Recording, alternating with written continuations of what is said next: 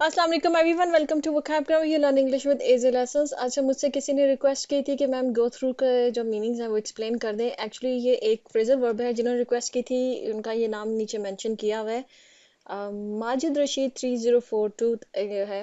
अच्छा, go through जो है ये फ्रेजल वर्ब है और इसके 5 डिफरेंट मीनिंग होते हैं। उन पांचों को आज के लेसन में मैं एक्सप्लेन करूंगी, एंड तक देखिएगा। इंपॉर्टेंट ये फ्रेजल वर्ब है क्योंकि बहुत ज़्यादा स्पोकन इंग्लिश में भी इस्तेमाल होता है, राइटिंग में भी इस्तेमाल होता है और कंफ्यूज भी करता है क्योंकि डिफरेंट मीनिंग्स में इस्तेमाल होता है। तो आज वो तमाम 5 मीनिंग जो है वो मैं एक्सप्लेन कर दूंगी आज के बाद, इंशाल्लाह ये आपको कंफ्यूज नहीं करेगा। तो पहला मीनिंग इसका देख लेते हैं।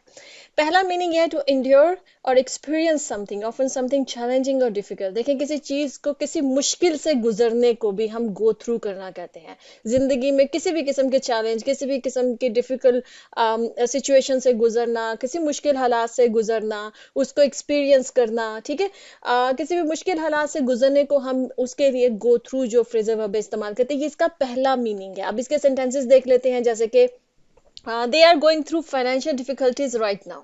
ठीक है, मतलब माली जो मुश्किलात हैं वो इस वक्त उन माली मुश्किलात से गुजर रहे हैं। अब चूंकि वो उसको गुजरने से मुराद ये है कि वो उन मुश्किलात को एक्सपीरियंस कर रहे हैं, इन मुश्किल हालात से गुजर रहे हैं, ठीक है। तो उसके लिए फिर हमने गो थ्रू जो है वो इस्तेमाल किया है। They are going through financial difficulties right now. अब एक और देख लेते हैं। She had to go through a lot of pain after surgery. एक सर्जरी हुई है, जाहिर बात है, किसी भी बॉडी पार्ट में। अब वहां पर उसको पेन हो रही है, तो अब वो पेन को जो है वो एक्सपीरियंस कर रही है। एंड्योर का मतलब होता है किसी पेन को एक्सपीरियंस करना, ठीक है। तो अब चूंकि वो पेन को एक्सपीरियंस कर रही है, तो उस एक्सपीरियंस के लिए भी जो है हमने गो थ्रू इस्तेमाल किया। She had to go through a lot of pain after surgery. Surgery के बाद उसको बहुत ज्यादा पेन जो है वो उसका सामना है उसको, ठीक है। अच्छा जी, अब इसका दूसरा मीनिंग देख लेते हैं। दूसरा मीनिंग इसका है टू लुक एट और examine something carefully, usually to find something और टू अंडरस्टैंड इट बेटर। अब इसको समझ लीजिए। ये भी दो डिफरेंट मीनिंग ही तकरीबन एक मीनिंग के अंदर आ रहे हैं। एक तो ये है कि किसी चीज को तलाश करना। आप किसी जैसे बैग के अंदर किसी चीज को तलाश कर रहे हैं, कबर्ड के अंदर किसी चीज को तलाश कर रहे हैं, घर के अंदर किसी चीज को तलाश कर रहे हैं, उसके लिए भी गो थ्रू इस्तेमाल होता है। एक होता है कि आप किसी चीज को एग्जामिन कर रहे हैं, कोई रिपोर्ट है, कोई आर्टिकल है, कोई बुक है, किसी किस्म के कोई समरी है, उसको आप अच्छी तरह से पढ़ रहे हैं ताकि आप उसको अंडरस्टैंड कर सकें, ठीक है। तो उसके लिए, इन दोनों के लिए गो थ्रू इस्तेमाल होता है। अब इन दोनों मीनिंग में मैं आपको एक्सप्लेन कर देती हूँ। Can you go through this report and check for errors. आपका बॉस कह सकता है, कोई रिपोर्ट उसके पास आई है, वो बॉस आपको वो रिपोर्ट देता है और रिपोर्ट देते वक्त बोलता है can you go through this report. अब वो जो गो थ्रू दिस रिपोर्ट जो उसने बोला है ना, उसका मतलब ये कि क्या तुम इस रिपोर्ट को अच्छे तरीके से पढ़ सकते हो, एग्जामिन कर सकते हो, एंड चेक फॉर एरर्स, और फिर उसमें से जो भी एरर्स हैं, जो गलतियां हैं, उनको जरा तुम चेक कर लो, उनको देख लो, मतलब किसमें इस रिपोर्ट में कोई गलतियां ना हो, ठीक है। किसी रिपोर्ट को गो थ्रू करना, किसी भी समरी को गो थ्रू करना, किसी भी चीज को, कोई इस तरह की पढ़ने वाली चीज हो, पढ़ने वाली किसी चीज को गो थ्रू करने का मतलब यह है कि उसको अच्छे तरीके से एग्जामिन करना, पढ़ना और उसको समझना, उसको अंडरस्टैंड करना कि अच्छा उसमें क्या है, तो उसको गो थ्रू करना कहते हैं, ठीक है। अब एक जो मैंने दूसरा बोला है टू लुक फॉर, उसका मतलब होता है कि किसी जगह को देखना ताकि आप कोई चीज ढूंढ रहे हैं। जैसे she went through the entire house looking for her keys, उसकी चाबियां गुम गई, तो she went through entire house, मतलब पूरा घर उसने जो है ना वो देखा, उसको एग्जामिन किया या उसको देखा, क्योंकि वो उसको अपनी चाबियां ढूंढ रही थी। किसी चीज को तलाश करने के लिए भी अगर आप किसी चीज को एग्जामिन करें, जैसे घर हो गया, आपका पर्स हो गया, बैग हो गया, आपकी कबर्ड हो गई, ठीक है, तो उसका मतलब है कि आप किसी चीज को ढूंढने के लिए किसी चीज को पूरी तरह से उसकी क्या कह रहे हैं, छानबीन कर लेना, जिसको आप कह सकते हैं उर्दू में, ठीक है, उसको गो थ्रू करना, ठीक है। तो इस मीनिंग में भी गो थ्रू इस्तेमाल होता है। अब हम एक और मीनिंग देख लेते हैं इसका, तीसरा वाला, वो है फॉर अ प्रोसेस और transaction to be successfully completed और अप्रूव्ड। ये जो है ऑफिस वगैरह में इस्तेमाल होता है। जैसे कोई ट्रांजेक्शन हुई है, पैसों की ट्रांजेक्शन होती है ना बैंक्स में, ठीक है, वो ट्रांजेक्शन अगर आपने एक, जैसे ऑफिस वगैरह में होता है कि बैंक्स वगैरह में होता है कि ट्रांजेक्शन होती है, पैसे एक अकाउंट से दूसरे अकाउंट में भेजे जाते हैं। वो जो ट्रांजेक्शन का कंप्लीट होना, कभी एक अकाउंट से दूसरे अकाउंट में पैसे पहुंच चुके हैं, तो उस ट्रांजैक्शन की कंप्लीशन के लिए भी गो थ्रू जो है वो इस्तेमाल होता है। इसी तरह से कोई प्रोसेस का कंप्लीट हो जाना, जैसे ऑफिस वगैरह में कुछ, जैसे आपने मतलब कहीं पर कोई कर्ज वगैरह के लिए अप्लाई किया हो, डेट के लिए कहीं पर कोई एप्लीकेशन दी हुई है, तो वो एक प्रोसीजर्स होते हैं किसी भी काम के होने के लिए ऑफिस वगैरह में, ठीक है। तो किसी प्रोसीजर का, किसी प्रोसेस का कंप्लीट हो जाना, उसके लिए भी गो थ्रू, मतलब कोई ट्रांजैक्शन का कंप्लीट हो जाना, पैसों की ट्रांजैक्शंस वगैरह जो होती हैं, और या किसी प्रोसेस का कंप्लीट होना, मुकम्मल होना, उनके लिए भी हम गो थ्रू फ्रेजल वर्ब का इस्तेमाल करते हैं। इसको एग्जांपल में समझाती हूँ, जैसे कि the payment will go through, मतलब जो पेमेंट है वो तब कंप्लीट होगी once your bank approves it, ठीक है। आपका बैंक अगर इस पेमेंट को अप्रूव करता है, देखिए यहाँ से पेमेंट भेजी गई है, आगे बैंक में अकाउंट में उसने उस पेमेंट ने पहुंचना है, तो बैंक अगर उसका अप्रूवल दे देता है, तो फिर ये पेमेंट क्या होगी, ये गो थ्रू होगी, मतलब ये पेमेंट कंप्लीट हो गई।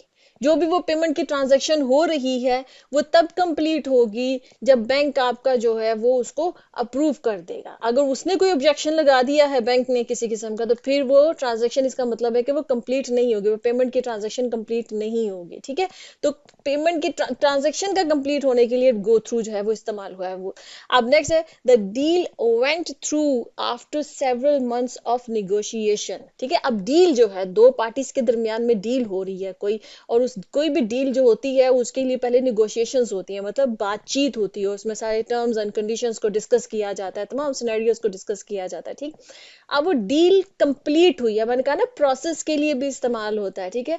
तो कोई डील का कंप्लीट हो जाना, उसके लिए भी गो थ्रू है कि द डील वेंट थ्रू, मतलब डील जो है वो मुकम्मल हो गई, डन हो गई deal, after several months of negotiation के, मतलब बेशुमार, सेवरल का क्या मतलब, मुतअद्दिद बोलेंगे उर्दू, हाँ मुतअद्दिद जो महीने, मतलब बहुत सारे महीनों के बाद, मुख्तलिफ महीनों की जो निगोशिएशन है, महीनों की बातचीत के बाद जो है ना वो जो डील है वो वेंट थ्रू हुई है, मतलब वो कंप्लीट हुई है, वो डील जो है वो मुकम्मल हुई है, वो डन हुई है, ठीक है। अच्छा जी, नेक्स्ट हमारे पास इसका फोर्थ मीनिंग है, वो है जी रिसोर्सेज और सप्लाईज का टू बी यूज्ड अप, का मतलब ये होता है उनका मुकम्मल इस्तेमाल हो जाना। जैसे कोई रिसोर्सेज है किसी जगह पर, ऑफिस में है, वर्क प्लेस के ऊपर होते हैं, कोई सप्लाईज हैं वहां पर दी जाती हैं, या कोई प्रोजेक्ट हो रहा है वहां पर जो सप्लाई आई है वहां पर, जो भी वहां पर रॉ मटेरियल इस्तेमाल होता है, तो उनका मुकम्मल इस्तेमाल हो जाना, उस मुकम्मल इस्तेमाल के लिए भी गो थ्रू फ्रेजल वर्ब इस्तेमाल होता है। अब इसको आपके एग्जाम्पल में आपको समझ आएगी, जैसे कि ये पहली एग्जाम्पल है, we go through a lot of coffee in this office.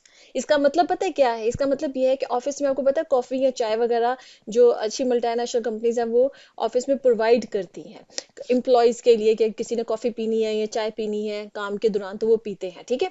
अब वो ये कह रहे हैं कि we go through a lot of coffee in this office, मतलब कि इस ऑफिस में बहुत ज्यादा कॉफी इस्तेमाल होती है, मतलब यूज होती है, एम्प्लॉयज काफी सारी जो ना वो काफी सारे एम्प्लॉयज जो है वो कॉफी पीते हैं वहां पर, तो इस ऑफिस में कॉफी बहुत ज्यादा इस्तेमाल हो जाती है। यूज्ड अप का मतलब ये होता है कोई चीज आपने मुकम्मल इस्तेमाल कर ली, पीछे कुछ नहीं बचे, ठीक है। तो वो मतलब कि कॉफी बहुत ज्यादा इस्तेमाल होती है, यहाँ पर एम्प्लॉयज जो है वो दिन में 2-3 कप कॉफी वगैरह पी जाते हैं, ठीक है।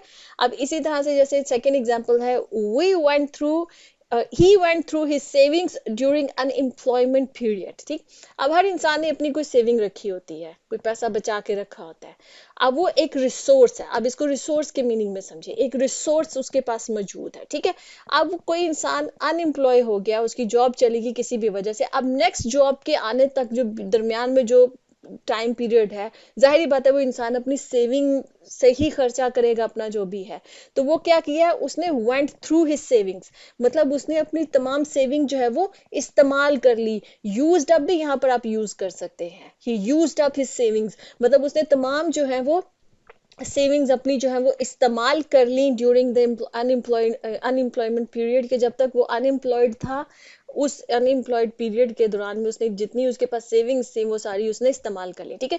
तो कोई सप्लाई या कोई रिसोर्स का मुकम्मल इस्तेमाल करने के लिए भी हम गो थ्रू जो है वो इस्तेमाल करते हैं, जो फ्रेजल वर्ब है। अब इसका पांचवा मीनिंग देख लेते हैं। इसका मतलब to perform a series of actions और प्रोसीजर्स, कि कोई किसी किस्म का कोई एक्शन परफॉर्म करना, सीरीज ऑफ एक्शंस, मतलब कुछ या कोई प्रोसीजर है जिसमें स्टेप बाय स्टेप कुछ चीजें होती है जिनका काम मुकम्मल होने के लिए, कुछ प्रोसीजर के काम मुकम्मल होने के लिए स्टेप बाय उसके डिफरेंट स्टेप्स होते हैं जिसमें से गुजरना पड़ता है, ठीक। तो उन सबको सारे स्टेप से गुजर जाना, ठीक है, वो सबको परफॉर्म कर लेना, जितने भी जो वो स्टेप्स उस प्रोसीजर में इन्वॉल्व हैं, या जितने भी एक्शंस जो हैं वो लेना इम्पोर्टेंट है किसी भी काम को करने के लिए, वो तमाम को कर लेने के लिए भी जो है ना वो गो थ्रू इस्तेमाल होता है। जैसे कि they went through a rehearsal before the performance, जो भी स्टेज वगैरह पे परफॉर्मेंसेस वगैरह होती हैं उससे पहले जो रिहर्सल्स होती हैं वो पूरी रिहर्सल होती है पूरा भी, ठीक है। कोई प्ले अगर किसी ने मतलब स्टेज पे परफॉर्म करना है तो जाहिर बात है पीछे पूरी रिहर्सल होगी, तो पूरी रिहर्सल को कंप्लीटली परफॉर्म कर लेना, किसी चीज को परफॉर्म कर लेना पूरी तरह से, ठीक है, उसके लिए भी गो थ्रू। तो मतलब they went through a rehearsal, मतलब उन्होंने रिहर्सल की बिफोर द परफॉर्मेंस के, परफॉर्मेंस से पहले उन्होंने जो अपनी पूरी रिहर्सल जो है वो कंप्लीट की, ठीक। इसी तरह से let's go through the procedure one more time, कोई प्रोसीजर है किसी भी जगह पर, किसी बैंक में, किसी ऑफिस में, ठीक, और वहां पर आपको कोई काम करने के लिए उस प्रोसीजर से गुजरना है, तो कह रहे कि let's go through the procedure one more time, कि आओ एक दफा फिर से ये प्रोसीजर जो है वो कर ले पूरे का पूरा, ठीक है। तो किसी प्रोसीजर को परफॉर्म कर लेना, कोई एक्शंस को परफॉर्म कर लेना, उसके लिए भी हम गो थ्रू जो है वो इस्तेमाल करते हैं। आई होप कि आपको आज का लेसन यूजफुल लगा होगा, गो थ्रू में आपको कोई कंफ्यूजन नहीं रही होगी, तमाम उसके मीनिंग जो है वो समझ में आ गए होंगे। इसी तरह से कोई और अगर आपको कंफ्यूज करते हैं ऐसे भी वर्ड्स या फ्रेजल वर्ब्स जिनके मल्टीपल मीनिंग्स होते हैं, आप पूछ सकते हैं नीचे कमेंट सेक्शन में। इंशाल्लाह आपके लिए मैं लेसन लेकर आऊंगी। And I see you next lesson. अल्लाह हाफिज।